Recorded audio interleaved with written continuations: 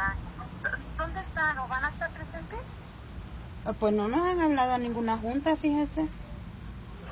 ¿Nadie le ha llamado sobre una junta? No, nadie nos ha llamado y sí que nos gustaría estar, ¿verdad? ¿Usted dónde está ahorita? Ahorita estamos donde fueron los hechos de mi hijo, porque hay videos, aquí tienen las personas videos que grabaron. ¿Usted está donde? ¿En su casa? No, donde balacearon a mi hijo.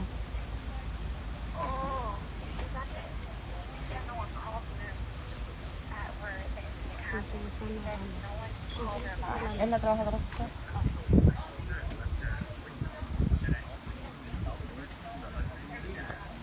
Aquí cabe tirado. Que el trabajador social habló con su esposo Salvador y que Salvador estaba con usted sobre la junta. Oh, entonces, ¿a qué hora va a ser y a dónde? Va a ser ahorita, no sé, como a qué horas puede llegar. Como en una media hora, por donde vivimos. ¿A dónde es? Primero quiero saber a dónde es. Va a ser en el hospital. ¿En el hospital? Sí. ¿Y con quién? Va a ser con los trabajadores sociales, los doctores y las personas aquí en el hospital. Ajá. Vamos a hablar sobre las cosas médicas sobre su hijo. Sí, entonces llegamos como en unos 40 minutos quizás, ¿verdad? Como unos 40 minutos. Sí, por donde vivimos y todo, vamos a salir ahorita, ¿verdad? Ahí pregunto por quién, disculpe. ¿Por quién pregunto cuando llegue? Who should he ask for when she gets here? The way they went about it was all wrong. They didn't even nobody called the cops. Nobody said, hey, there's a disturbance. They cruised down the street. Didn't you try and take? They kind of stopped and I said, hey. And the officer driving the car. Va a entrar en el segundo piso del hospital. El Pedro está en el 5, ¿verdad? Sí, pero usted va a entrar, vamos a tener la junta en el piso, el mismo edificio nomás, el piso segundo. Pero en la entrada ya van a saber para que nos dejen entrar, por eso le decía yo por quién pregunto.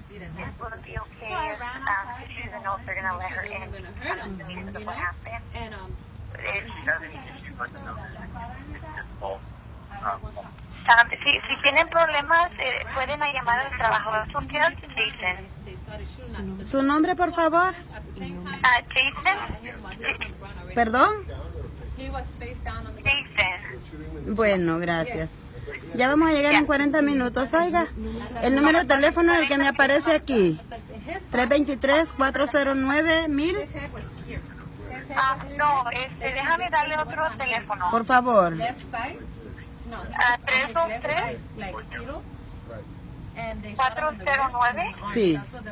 3151. Ok, gracias. Okay. Ya vamos a llegar, oiga. Ok, la esperamos. En 40 minutos. Sí, en 40 minutos, gracias. Gracias.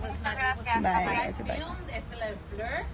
Para que oigamos. Sí. Aquí me dice ella que aquí todavía encima de ella le tiraron otro balazo. He was not at arm's length of reach at all. Ella es mi amiga. My name is Maria. I'm a friend of Pedro's. I'm a human rights advocate too. Hi, and I'm also a neighbor on Radium Drive. Okay. And I've been You posted about the hospital? yes. Yes. Gracias, muy amable, And we gracias. did a video originally in the hospital to tell what the situation was with LAPD having custody over him after shooting him. It's like, no, they got to get out of there. And we've been fighting for the family to be in there fighting for his life. Yeah? Yeah. So we're also calling on a community gathering at 7 at the hospital. Yeah. So for prayers, for media, for the parents to be able to get to see him, put the pressure. Yeah. Cuéntale cómo fue I'm ella. so sorry that you went through this and that it happened here. It was sad. It is sad, yeah. Because, you know, I live here, you know what I'm saying? I live here, my kids live here. I have a 12-year-old daughter, I have a 3-year-old daughter, I have my niece and my nephew and my sister here. And we were just getting, my niece and my nephew had already been home before we got home because they had just came from after school. And they were already in the house with my father-in-law. And when me and my sister came from the pharmacy from picking up my prescription, it's when I noticed the officers cruising down the street, you know. And when they came, they actually came from Huntington Drive South. They went all the way down to the dead end, and then from the dead end, they did a U-turn. Yeah, they came slow. They drove slowly, like you know. creeping up. Yeah, and they went all the way to the dead end. And when they got to the dead end, they did a U-turn there, came back here. My sister's car was parked exactly where this truck is at, and I'm getting off right there. And the officer's car was here. About right here. Yeah. And they slowed down here, and then I said, hey. And the officer said, like, what's up? Like, what's up? And I'm thinking, like, what's going on? Yeah. You know, what's going on? Yeah. Like, why are they coming in my driveway? And then when they got to right here, they punched it in. And when I came to my gate to go into my house to put the food down that I had got, was in the kitchen. That's when I heard the scuffling. But my father-in-law was sitting here on this chair that's right there. He was sitting there. He was sitting there. Estaba sentado ahí. Yeah, and then I told him come in to eat, you know, he was hungry. So he came in, and I'm thinking, well, why are the officers here? Like, there's nobody here. None of these cars were here. The neighbors weren't home. And I'm like, what's going on? So when I went in the house to put the food down, I heard scuffling, you know, like wrestling around. And I was like, oh no. So I came running outside because I wanted to see. I wanted to make sure that he was going to be okay, because I know that the police officers are always messing with him. Yes, they are. So when I came down, is when I got to the bottom of the stairs, is when I heard the first shot. And when I came around, that's when they were both shooting at him at the same time. They were both shooting at him at the same time. Yeah. Two officers. And how was Pedro was on the ground? He was down on the ground. He was on the ground. On the ground, and they shot at him while he was on the ground. Yes, yes, they did. And there was no need for them to keep shooting at him after the first round, and he was already down. It's vicious. And they attempted murder. They tried to. They boxed him in. They right boxed here, him in. because the way the vehicle of the officer's car was right here, right in the middle. It was here, and he was cornered in. And they were asking him, like, who are you here for? Who are you visiting? He said I was his aunt. I'm really not his aunt, but I know him. Go in the house. Go in the house. With tias like that. You know, and I was like, you know, I know. Laura, go over there. I know Rita from work. I work with her. We don't work together, but she serves the lunch on my job, you know. She makes lunch. And so that's how I've known her for some time. And my son and them are friends. So like, I would hope that, like, God forbid anything was to ever happen to my son, that somebody would look out for my son. And when I seen that, I thought about my own son first, because I'm a mother, and I wouldn't want anything like that to happen to my son. I pray every night that doesn't happen to my son. But I thought about his mother. That's somebody's child. That's still a kid right there. Yes. And that was wrong. That was wrong. It was wrong, and it's vicious. And so they didn't kill him here. They took him to the hospital. I was screaming for them to stop shooting at him, because they would not have. I don't think they would have kept. I don't think they would have stopped shooting had I not came out here. I think they would have finished him off if I had not came out here to start yelling and say stop shooting, because I was begging for them to stop shooting.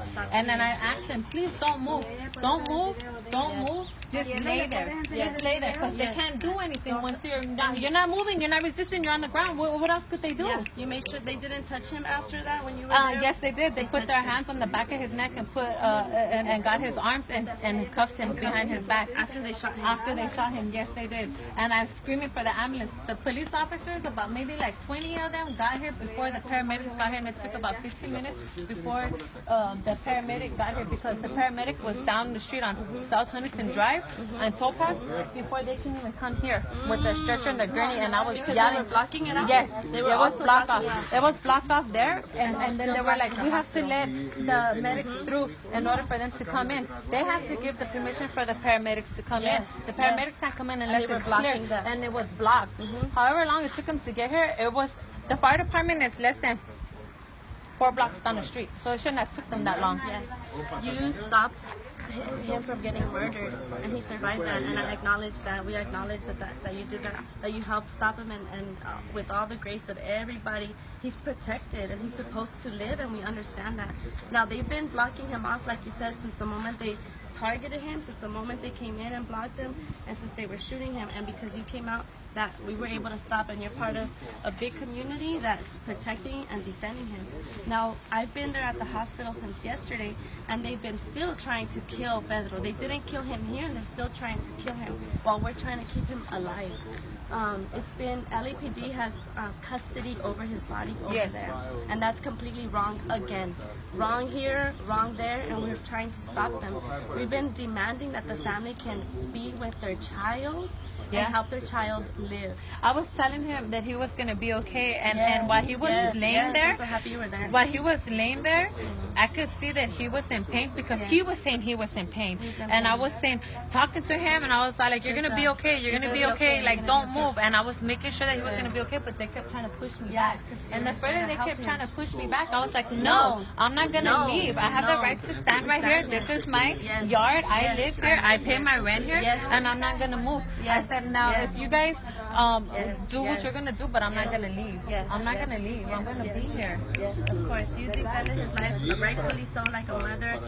Elvira's spirit was there with you, and everybody's loving and protecting him. The fight is still going, and it's still on. We know he just had surgery earlier. We're still fighting to get LAPD out of there because they didn't kill him here, and they were attempting murder here, and we're afraid that they're attempting it in there because they're in there. How could the people who shot at him be inside the hospital? I asked LAPD officers when I called Elvira, because I called her and I told her, Elvira, they shot your son. The police officers shot your son. Please hurry up and come to my house. Right? And so she's like, okay, I'm trying to come down there. So as I was filming, I was trying to make phone calls to her to tell her to please come.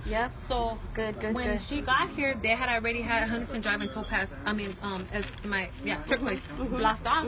And I was like, his mother's here. His mother's here. Can she be with him? And they said no. And I said, hold on, wait a minute. I was like, is there any way that your officers or somebody, a deputy, can you please escort her at least to the hospital? And they said no. And I said, what do you mean you cannot escort her to the hospital? And they said, no, we cannot escort her to the hospital because he's a suspect in custody. And I said, and I told him, fuck you guys. You guys are the ones that shot him, and now you're not going to escort his mother to make sure that he's going to be okay. I said, that's somebody's child. That's a kid right there. I said, if that was your kid, you would want to be right there with your son as wow. Of course.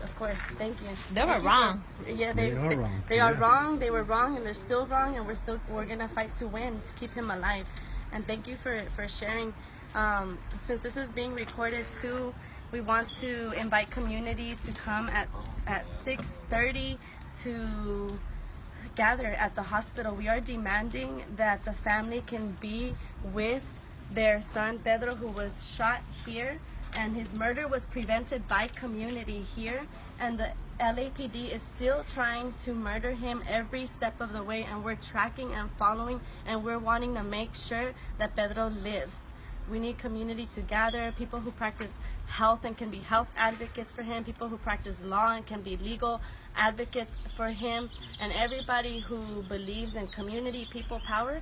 We can keep Pedro alive, and we can hold the city, LAPD, the sheriffs, the hospital, and all people who are collaborating with the police in his murder in these moments to stop. Lay hands off. We need caretaking hands. We need healing hands. We need the hospital to play the role that it's meant to play. A hospital is a health setting. We need him to be kept alive. Pedro survived here because he's a strong warrior, and he's meant to live here, and he can live. He can live, he can live, he can live. Family, community, everybody, keep Pedro alive. It's up to the community and Pedro's strong spirit. We're connected and we're staying alive. All of us keeping our brothers alive. LAPD is the most murderous force in the nation. It needs to stop. All of it, all murders across the land need to stop. Thank you, community, for paying attention, for loving hard like that, and for winning in community. We got to keep our heart set on winning for Pedro's corazon, for his life, for his family that needs him. He needs to be on this side. He needs to be alive. He just graduated on Wednesday. He has a beautiful future ahead. He wants to go to Pasadena Community College. He told me that the same morning that they shot him. He's got vision, he's got plans. He wants to do a mural here in the community. He wants to create transformation. He wants to build community. We need Pedro on the side of life. And all the evil forces, all the violent forces, the police forces that are working together towards his murder and failed it here, we need you to lay your hands off. Hands off Pedro. Pedro needs to live, and he's going to live. He needs to live. He's going to live. The greater powers that we move with will make that happen, and we need folks to get out of the way, and all the folks who care about his life. We're there in spirit. He's going through surgeries. He's going through that, and it's scary because it's in the hands of a hospital that's working with LAPD, and that's scary. That is scary. They keep bouncing off of each other and saying it's their thing, it's their thing, and nobody's being held responsible. So the community is responsible, and we are responsible to keep Pedro alive when the city won't, when LAPD won't, because that's what they're out to do, murder our children. And we say no, ya basta. Pedro vive, la lucha sigue. Join us, reach out to us. We're with you, we're with your families, we're with your communities. We're keeping each other alive with love, con respeto, con amor. With that community we're trying to build, and thank you for your time and attention. Thank you, sister, for speaking the truth. We fight with the truth, pura verdad, and we tell the truth because the truth is our freedom, and it's true that they're trying to kill us, and it is true that we've been resisting for a long time, and it is true that we will win, and we will keep winning. Thank you. Gracias.